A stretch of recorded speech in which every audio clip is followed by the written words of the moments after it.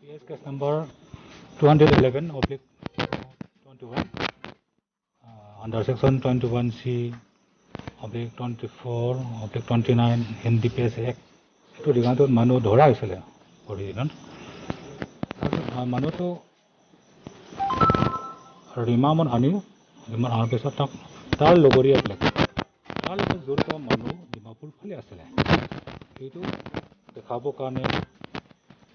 আমি লৈ গৈ আছিলে পাৰ্টি লৈ গৈ আছিলে ধনচিৰিৰ পৰা ডিমাপুৰলৈ লৈ গৈ আছিলে তাৰপিছত ৰাস্তাৰ মাজত সি অলপ নমুনা কৰিছিল পিচাব লাগিছে বুলি গাড়ী ৰখাব দিছে গাড়ী ৰখাৰ লগে লগে ইউবিচিটো ধাক্কা মাৰি সি পলাই আছিলে পলাবলৈ চেষ্টা কৰিছিলে কিমান নম্বৰ ঘটনা আছিলে ছাৰ সেইটো অনুমানিক টাইমটো ইমান অলপ আন্ধাৰ মুন্ধাৰ হৈ গ'ল টাইমটো ইমান খেল কৰা নাই তাৰপিছত লগে লগে পাৰ্টিত ৰখাব দিছিলে কিন্তু সি বহুতো চেষ্টা কৰিছে এতিয়া উপায় নাই তাকতো ৰখাব লাগিব সেইকাৰণে তাক ৰখাবৰ কাৰণে তাৰ ঠেঙত এবাৰ ফায়াৰিং কৰিছিলে ৰাইট ছাইডত গুলি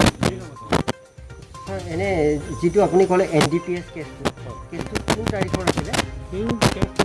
2 তাৰিখত ধৰা আছিলে 2 তাৰিখৰ ঘটনাটো কেতিয়া হৈছে ছাৰ আজি যে হৈছে তাক লৈ আহিছিলে 2 তাৰিখৰ ঘটনা আছিলে